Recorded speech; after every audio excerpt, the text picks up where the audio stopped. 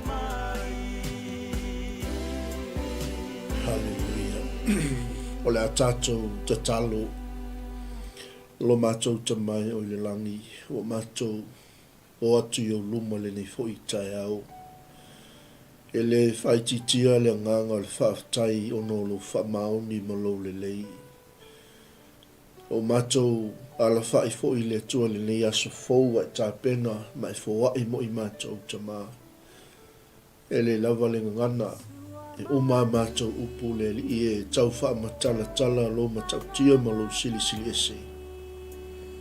E le sui ai o e le tua o e lava mai le vavau e o atu i le whavavau.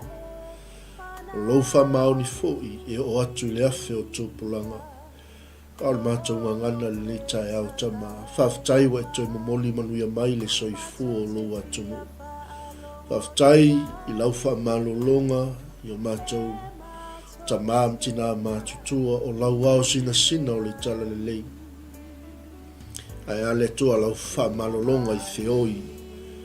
O lupe wha lele o ainga me kalesia o le au whainga luenga tofia le tua i so se maota ma so se lawa. O lo lato whano no manu i le tua wā se manuia o sa mua mua Taeao. Wha manuia le tua le whafunga mai o lo ainga. Ai mai se le ie o lo watu no pele le whenga iai tiute mawhaiva o lava singa o le nei fo iasu. Mātou mo moli atu i o luma le ali ie lo watu no u. Whamanuia i le ulu whafo ma le ulu whali. Mai se i lato uma na usu seu i tiute mawhaiva o le nei fo iasu. Whamanuia le tua i lau au auna ua na o se mea whai ngā luenga. E moli molia le tua lo fina ngalo i loto ma ai o tangata. Whamanuia le tua i wō mapaanga o e pe le mamaele nei fo i misiona ma nei tala inga. Tō mau atu i lau whio, lau lava vi inga i e masa uma e o atu i le whaavavau. E whaavavau lava. Amene. Ma amene. E mua mua o na toi whaatalo whaatu sa mo le atu no pele i le suafa maualunga lo loto lau tele o tātou li o Yesu Keriso. E toi whātou lima tua i lau polokalame o le Malū Taeao Faaleagaga. Ia ua fo i wei ainga vai tau mafa o le Taeao ma le Taeao mo moli atu mo oi. Ia ua le whawhanga ino o tātou anganga. Ia i lava le talitonunga. Ia o le nai fia ngai ma le tau maftanga o le Malū Taeao Faaleagaga. Ia o tautua atu lau au nanga. Lau au na e tautua mo oi. Ia moli atu se Malū Taeao Faaleagaga i lo mota ma lo lawa. Ia ua fo i tātou savalinga ma le tātou fo launga whaafato tua o lo tātou ngā lulue ai. E o whaalofa ma whaatalo whaatu i le aingo le tala lei so stoni manu le leilo langi o lo e whaafonga mai ai. Ia whaafeilo i atu, whaatalo whaatu i le nei Taeao fo soafa manu malo le tātou li o Yesu Keriso. Le ngata foi le whangaloina le whatalofa i wō mapaanga i lato uma o lo muli tai le fo i tūlau ma le nei fo i misiona o le whaalau teleina o le tala le lei o le malo le atua ia Taeao manuia i lau maua le soifua manuia ma le soifua lau le lei ia i lava le talitolunga o lo mafa totonga whamanianga le tua. Ia te au tau o malava, ia o le au whai ngā luenga, o le au ngā lulue, o le au fola, o le au tāpuai, se ia o lava i tamamtaine tupulanga lalo wa o sio tātou atunu, o le manui o ainga no mai kalesia, tālofa lava. E whaptoa fo i spatalofa i au nā le tua o ministry mai kalesia, o le tino kerisa o lo latou langolangoina le fo i tala inga ma le misiona, e ala i whaalau teleina o le tala le lei o le malo le atua ina ia o atu i tulu ingo lo langi. Mo le atu whaatou tele i lau tau lango, i lau tau whesoa soani, ia o lo o mawhai ai o na maintain tātou masini, a mai se fo i o le tātou ofisa nei, o lo o whai ma ofisa autua o le tātou talaina whaamanuia tele le atua. E le whangaloina fo i le Taeao au na le tua po le au whainga luenga i sunga i whawhiangainga mo latou whantua sunga i ao mo lātou whaltua, sunga i ti akono mo lātou whaltua, ia i sunga i apostolo mo lātou whaltua, sunga i perfeta mo lātou whaltua, sunga i wha evangelia, sunga i missionari, ia ai mai se fo'i sunga i wha aonga mo lātou whaltua, ia whaatalofa atu nei Taeao, ia i lātou umalava o mātou ngā lulue mo olo pito waa, ile nei fo'i misiona Malū le tautua, Malū le auauna, Malū fo'i le sila i le atua malona finangalo. E lava le talitonunga o le suafa lava leo Iesu Keriso wa pele mama mae lo loto. O mwhai ai ona tātou o mai whaatasi, tātou te whau whaatasi, tātou te olo pito waa whaatasi. A wāle whaalau te leina o le Malū le atua e ui. Tofu lava le auauna ma le tovine o le whata whaitaulanga ia o ngā lue ai ma tautua ai le atua. A wāle tausinga o le lafu mamoi. Au lea ua whaalau tele lo tau whinangalo e ala i lo tātou o mai whatasi. La Iesu i au tau atu e whainu o malawa masou, ma pāpatiso atu. Ia te i lātou uma le suafa o Iesu, i le suafa o le tamā, le suafa o le anganga pa ia. Ia mawhai no o malawa masou, o le tātou mole mau lea, o le tātou tala inga lea, o le tātou whātua tuanga lea, o le tātou misiona lea. E ui la i lea whata whaitaulanga, i lea wala aunga, ma lea wala awina ua, to tofina ai tātou e lea tua, e tasi la tātou misiona, tasi la tātou tala inga, na ia wha malosia se anganga, ma ia wha sa o lotoina tangata mai le amo le polonga, si tia se avenga. E mai se ia pa iatu le wha malolonga le tua, e lato uma o e whea ngai ma ngase o le tino, ia i lato uma o e o lo wha pena ona o atuai ngā duenga wha sala vei a le pōliuli, ia o le tātou whaiva lea, o le tātou waa e whauteli, tātou te whau whatasi le Malū le tua, ia e pei ona tātou au nai, se e atu le tātou whatalofa le Taeao, ia whaafeloa i atu i lungo le tātou alaata o le Global Kingdom TV, i le nei Taeao fou, ia i latou umalava o lo mai mo whaafunga mai, o whaalofa atu ma whaatalofa atu. E ngata fo i lea pa i atu se whaatalofa i lungo le tātou YouTube channel, ia i latou uma o lo mai mo whaafunga mai, ia ma whaafunga mai fo i lungo le tātou YouTube, ia whaatalofa atu. Suafa o Iesu le tātou whaola, whaafelo ai atua i lei Taeao. E ngata i le lungo le tātou website, ma lungo le tātou app, ia, greetings and welcome in the name of Jesus. Ia, se atu lai o tātou whaatalofa i lei Taeao, lungo le tātou Facebook Live, ia, whaafelo ai atu i le sunga le whaafengainga mataia, whatutuu, ma le whaltua i a longo, ma le tātou i kalesia o le auso Kirisiano i Papakura, ia Malū whaataile, pale mai tātou au nanga le Taeao, whaamanuia tele le tua le whenga iai mau whaiva, ia a wale tautua ino a inga nuu mai kalesia, whaataile mafuta mai le Taeao, whaauno ino fo i olo taimi, ia wale lango ino le tātou polokalame, o te lofa tele mo oi le uso au auna, tātou wheloa i staimi, ia whaawheloa i atu fo i le, to whine la le lea mai le pito nuu leo Palmerston North, ia po le taini o le Pāmamoi, ia whaatalofa atu to whine i a Nancy anga le lea ngā lofa, ia whaataile mafuta mai o le to whine a Nancy lea e ngā lue mo le tātou au nanga i le pō le solulu ma le pō le stofi, ia e ala i le tautoaina o le finangalo le tua ma le tātou pokalame maa kukula o le whaoltanga. Ia whape foi le sunga le whawhengainga ia whatu o lo whengai ma le tātou tapasa o wholaunga whaaleanganga ia i au uli o aso mfua taitasi. Ia whape foi le afiafia le stofi lungo le tātou wala ata o le RCTV po le Channel 10 i Samoa. O lo anga ia tuai le tautua ma le unanga le tātou Global Kingdom TV. Ia whawhelai atu foi le tina mutua, ia salamasina heli Malū whakatai le mafuta mai, whatalofa atu Christchurch, ia whape sao lau mai tau watu, ia whakatai foi le ia te tina le mafuta mai le Taeao, whaamanuia tele le tua whaamaloa te fo i le fola i le tala le lei whaamanuia tele le tua i le whenga iei fo i ma le au nanga i le fo i yaso ia la Taeao le city Taeao le town ia ai atatou o i Samoa ia o Taeao mai Hawaii ia Hallelujah. Ia whawhelai atu fo'i le tina malolo manu malo. Le whaltua ia 𝗗𝗜𝗦𝗡𝗥𝗏𝗓 ma futa mai Seattle, Washington.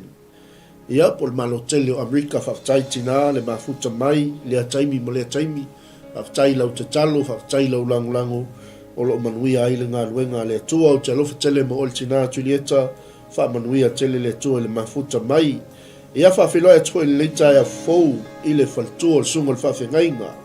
Te pora tūtanga le vau, ma le whaltua ia whamno tūtanga le vau, ma le tatou i kalesia le New Jerusalem, Worship Center i Otara.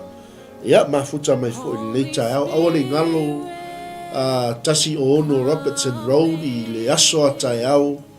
Ia o lo o saunia ai tatou barbecue whatau, ia mo le mamanu o seo tatou watunu. Ia whaafisotai mai le tatou au nanga ia pe a whai e fia oka sau barbecue ia wale tausinga i le uli le soa Taeao ia whaamanuia tele le tua ia whaafelo ia tu foi le tofine ia kika po le tofine le ia rona le lea all the way from Wellington ia Taeao Laumua Taeao City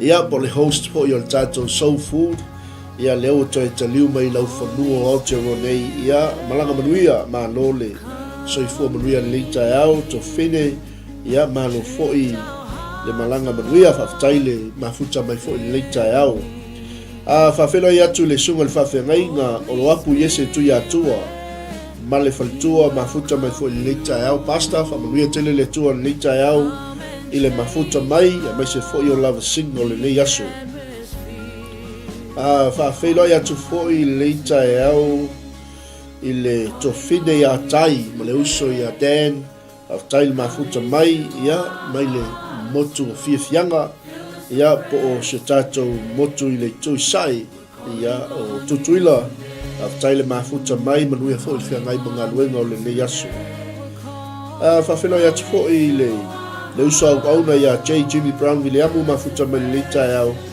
whaamanuia tele le tua le whenga iai mau whaiva a lofia au le nei aso ia iai le anga le leio le tua ia naua saura mai le tofine ia kika ia toi titi lava o na toi angai mai leo le tatou soul food ia aua e te popole whaia uma u fuafuanga mau kolkalame aua ne ngalo o whaifi au ia ma aista tusi vale au lia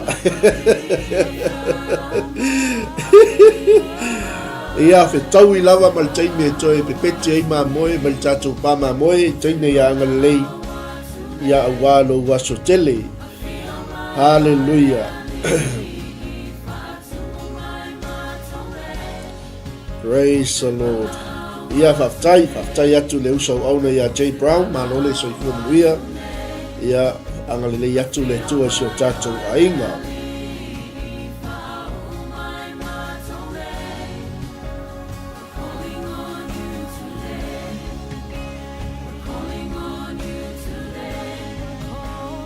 praise God.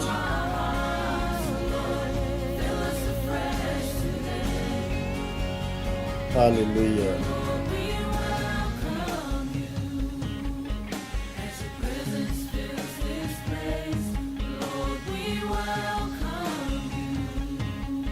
Amen.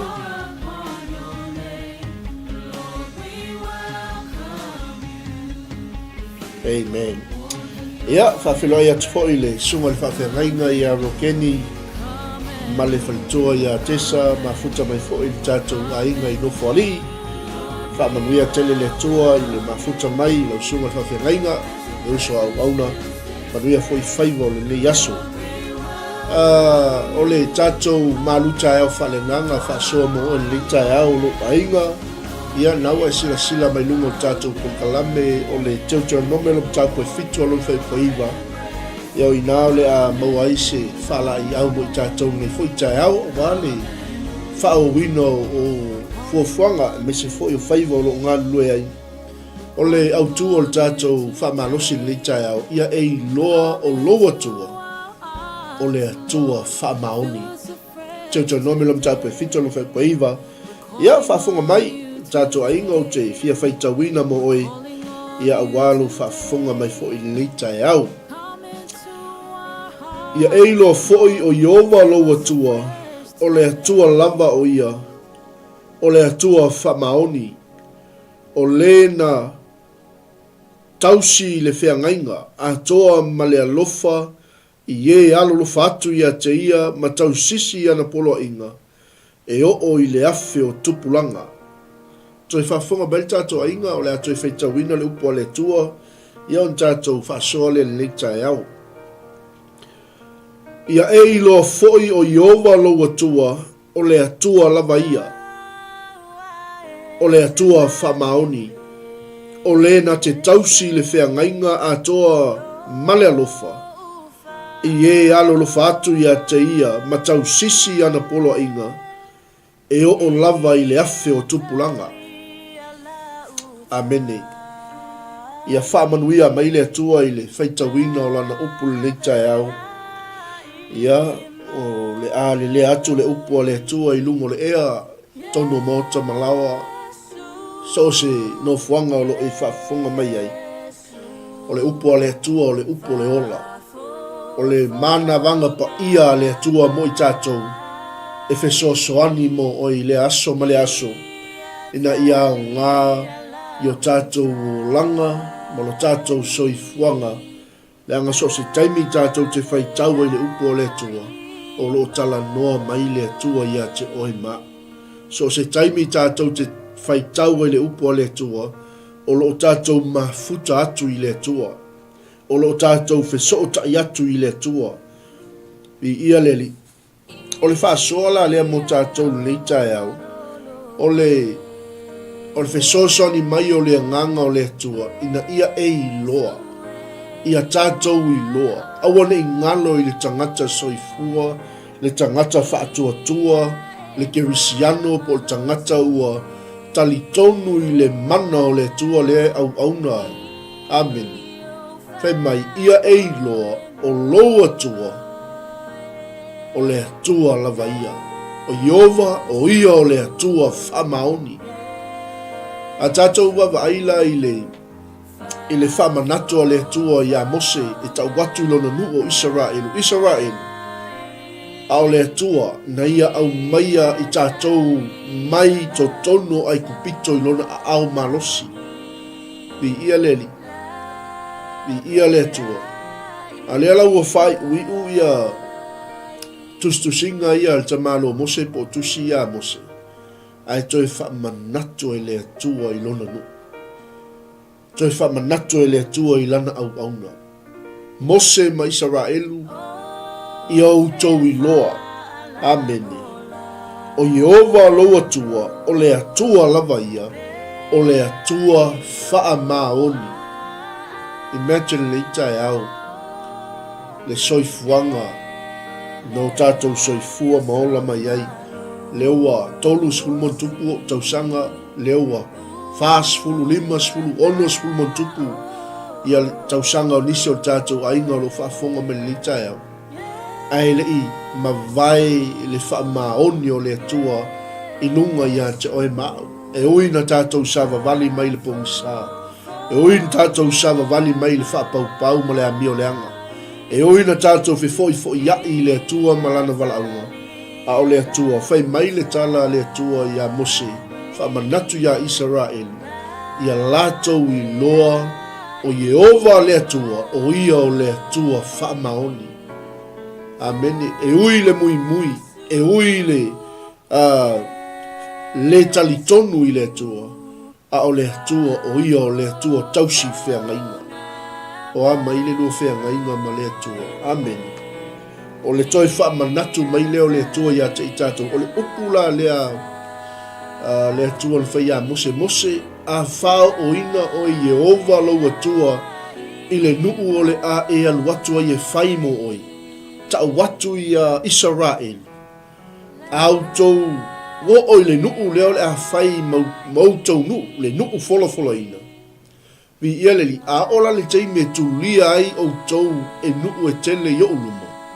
Le au sa heti, o le au sa 𝗗𝗓𝗙𝗎𝚍, o le au sa 𝚗𝗒𝚑𝗡, o le au sa 𝚗𝗓𝗛𝗏, o le au sa 𝚗𝚑𝗡𝗡, o le au sa 𝚗𝗑𝗑𝗏, o le au sa 𝚗𝗑𝗡𝗡, o nuu uma ia, pe a o ina la tau tulia o tau yo uluma. Ameni. Male malo si tele ia te o tau. Ona o tu ina atu leo o tau. I loo a au malosi, le a au Yehova lo o tau atua. Ameni. O te fasia ai la tau. Ma ia matuafa o matia i lava i la tau. Le anga o tau o lau whiangainga. O tau o lei o i mata o le atua. O tau na o tau fia o tau Israelu. Ameni. Pi ia leli. E whapena fo i leanga o e ma o mai tātou umo le Israelu whaaleanganga. Ameni. Ai tātou tele i o atu i le. I le wha moe whaavavau ma lo tātou manuia i whaavavau. Ma le nuu wa uma o na saunia e le atua mo i tātou. O le alava tātou te whaafeangai ma le au sa 𝚗𝚑𝚑𝗡, ma le au sa heti, ma le au sa 𝗗𝗓𝗙𝗍𝚎, le au sa 𝚗𝚗𝚑𝚡, amene. Le au sa kanana oi o e whaalave mai. O e la tau te a. O mai e tofo mai a te i tātou. Pe e te whai lo atua. Pe sui lau moli mau i le atua. Le atua lea na whaamalolo i a te i tātou. Le atua lea na ia au mai a i tātou mai le amo le polonga. Pei o Israelu. Mai a le atua ia Mose. Mose mo whaalongo i le oi o lo nu. O le mea lea ia e au mai ai lo nuu mai totonu ai kupito i lo 5 malosi. I le a ao malosi o Yehova. Amene. I ia le atua. Lea lau wha manato e le atua ia Mose. Mose. A o ina whai le nuu lea ua o fola ina atu mo o tau ma wha o ina o tau. E Yehova lo o tau atua. Amene. E whai mo o tau. Ai a ora te me tulia ai o tau e nuu ia, ma la tau fasia ma solia o tau yo luma. Le anga o le atua le tātou te au na i o le atua fuā. Amen. E fuā le atua i lona nu. Sape nā oi ma, e fuā le atua i lona whānau. Amen. Pe a whai ea. Pe a whai tātou te le talitonu pea. Pe a whai tātou te le whātua tua pea. Pe a whai tātou te a. Whai lava le mea tātou te mana na awai. Ai tuku le mea o lo fina ngalo i ai le atua. Amene. Mai leo tala le atua ia Mose. A hoola le teimi e tu lia ai. E nuu ia o tau i o uluma ma fasia o tau. Amene. Ona o tu ina atu leo i la tau yate o tau. Ma o fasia ia te i la tau. Ma o fa o matia ia te i la tau. Leanga o tau o lo nuu na o wosi whea ngai. Amene. O tau o lo nuu o te alofa iai. Amen. E whapena uma le ata o le soifuanga ma le savalinga o lo tātou iai. Leanga o oe ma o le Israelu whaaleanganga. Le whai mai le tala le moli mau o le tangata ioani. Ina ua le talia e ona lava tangata. Ina ua le talia e lona lava nuu. Whai mai le mau o le tamalo ioani. A o i latou uma o e na talia o ia. Ma whaatua tua i lona lava suafa. Na ia vatu iai o lea manuia e whai i latou ma whānaua le atua. Ameni. Amen. O le atua, o hia o le atua whamaoni, a ia e loa. O Yehova lo atua. O le atua lava ia. O le atua whamaoni. O le atua o le na te tausi le whea ngainga a toa male alofa. Amene. Amu ia oi. Amu ia i tātou. Amu ia le whanau filifilia le atua. O loa. O lo tausia le atua tātou whea ngainga. O lo tausia le atua i le alofa. Ia i lātou uma o e alo lofa atu i a te ia. Ma tau sisi ana polo inga. e tausi feagainga mosi feagainga le atua ia i latou uma o e alolofa atu ia te ia ma i latou uma o e tausi i ana poloaʻiga fai mai e o'o atu i le afe o tupulaga. Amene. Vi ia le atua. E se le simpo le o principle o le Malū le atua. Amene.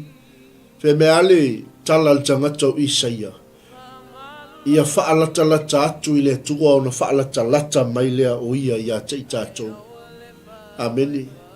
I whapena le whala i au man whaamalosi. A ia e loa o loa tua o le atua whaamaoni. O le atua osi whiangainga. O le atua alofa. O le atua tausi whiangainga. Ai alu i salamu e valu sumalaiva whai po tolu sumalfa. Whai mai le tala le atua o te le tu umavaenga i le upu e pa u watu i le umutu. Amene. God will never violate his word. A o ngā polo misi le atua i a te oe. A o ngā fola le atua i a te oe. E whaatau nuu e le atua. Peila i ngā osi whiangainga le atua malona nu. Whaapei foi o na tātou osi whiangainga ma le atua. O le atua tausi whiangainga. Amene. Ia i latou uma o e alolofa atu i a te ia. Amene, ma tausi i ana poloaʻiga. Ni ia le atua. Auala ne ingalo. E le o lo tātou whaamoemoe le lalolagi lenei. Langa le ua i whaalongo i le tala o taua ma misa o awa onga sisei. Amene, nei whaasiseinga o tau. Ni ia le li, tala le atusi pa ia. Whai mei nisi o le langi ma le lalolangi fou le ua tātou iai. O le ua tātou iai le ola e whaavavau. O kaukai. E se ronga se sai, e se le whaalinga na tusi le tangata Ioane. O lo whaamatala me i Ioane le langi fou ma le lalo langi fou. Wha mei e leto iai fo i se sami. Amene. Vi ia le atua. Vi ia le atua. O le nuula le alefe me le tala le atua ia Mose. Mose a oina o wha o ina o tau le nuuna o tau toa ia te o tau. A iei nisi e whaala lave ia te outou. Ia sa o lola i o pokalame a fiu. Ai mainu e mamau le ala. Amene. E iei tofo tofonga. E iei lu tau.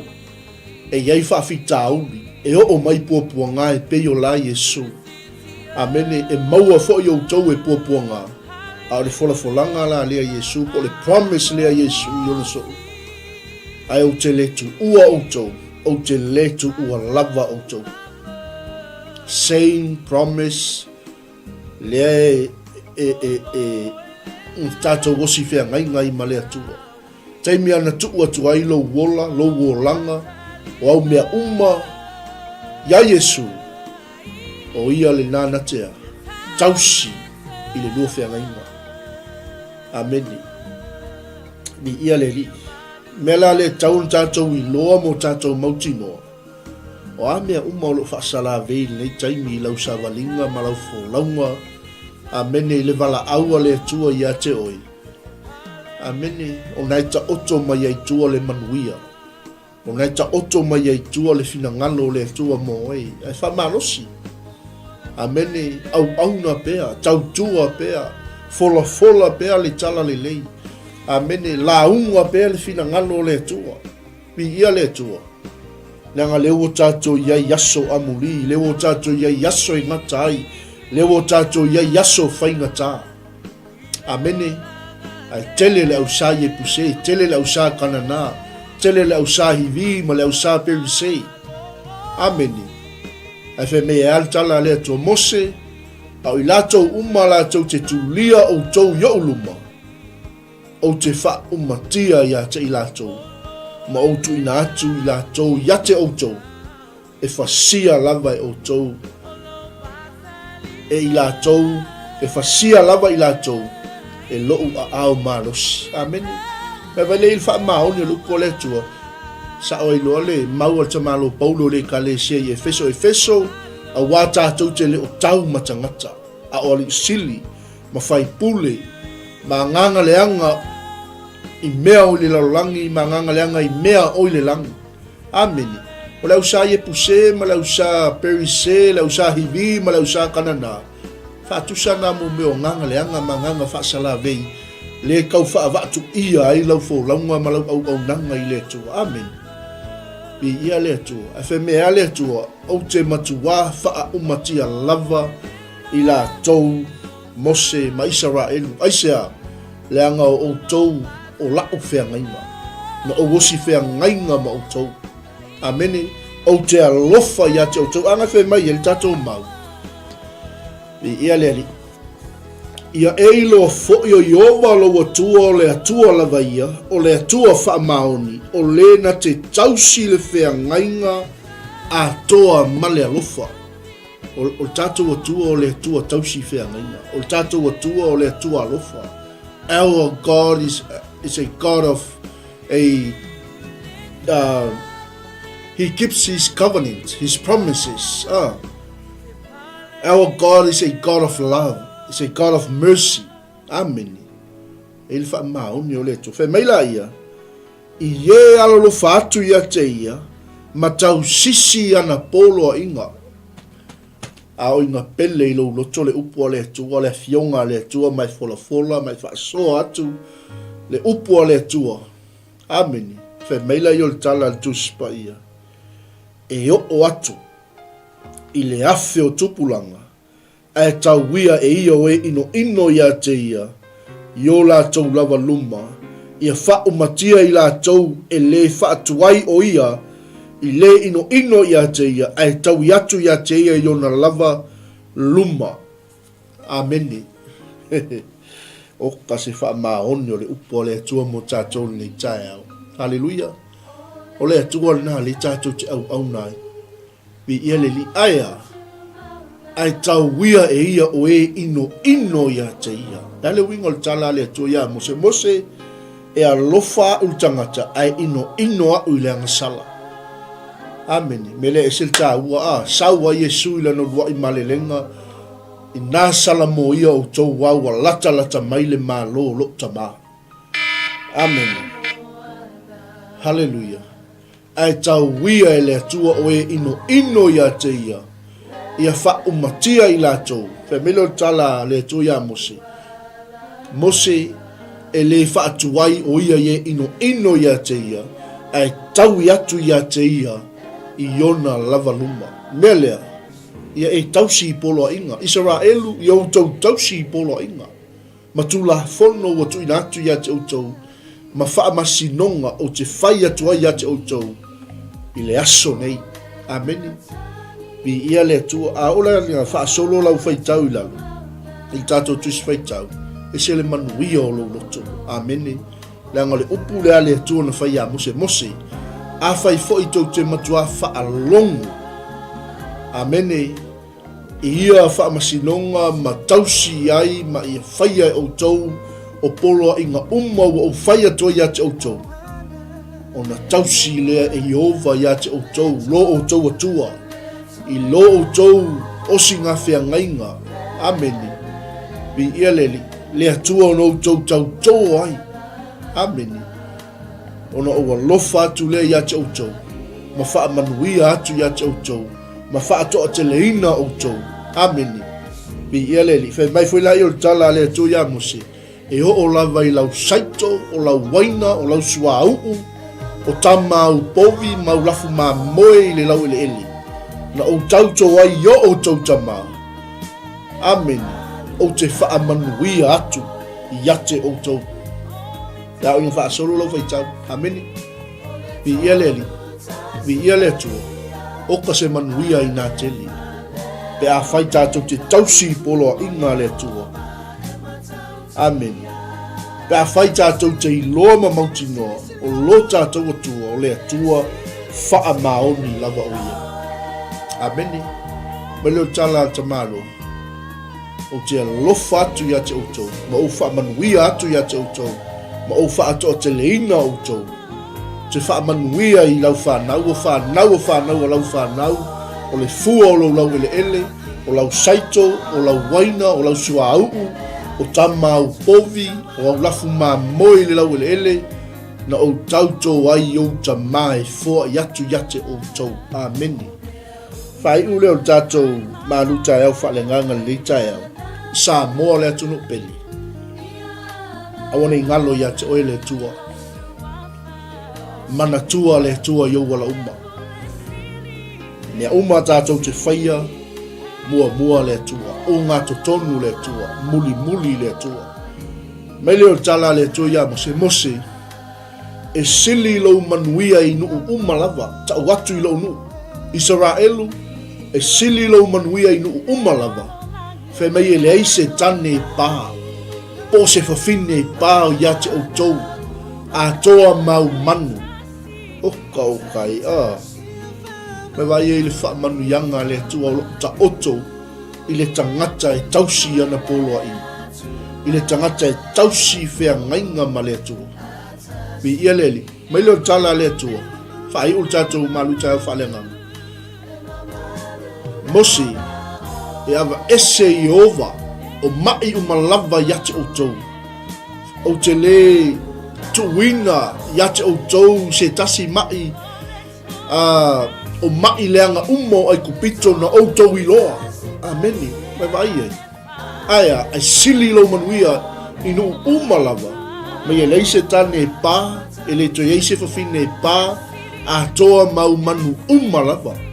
O mai a toa umo te ave sea yate o tou. Bi ia leli, e o i mai uma no tau i loa ai kupito. O te ave sea uma ia te o tau. Ai tu ina atu ia te o tau uma. Le manuia, sili mai le atu. Ameni. Bi ia leli, ai tu e whai lali whai unga o le tatou tus, whai tau ai. Whai mea, a o mai uma ia. Ma mai leanga uma ia no tau i loa ai kupito. Ai tu ina atu e iovalo o tau atua. Ya i latou uma o e ino ya te o tau. Wa ai peke le o e whai le nuku o le tua. Leanga a whai e te whai le nuku o le tua. O lo e ino i le tua. Leanga o le tua o lona nuku. Na ia tō fia, na ia filfilia, na ia tau tō ai. E whai mona nuku. Ia whamanuia le tua ia toi. Sa moa le atu nuku pele o le tatou Malū Taeao Faaleagaga le nā. Moli atu mo oilo maota Malū lao. Awana i ngalo Israelu i lau te talo. Se whamanuia ia Israelu e whamanuia ia i le tua. O se whetuu ma whamaleia ia Israelu. E whetuu ma whamaleia ia i le tua. O se ino ia Israelu. Wa ino o ia i le tua e peo le upo o le tua le Taeao nei. Amene. Ia i le angalilei o le tua ia te le Taeao. To God be the glory. Forever and ever. Amen. Shalom.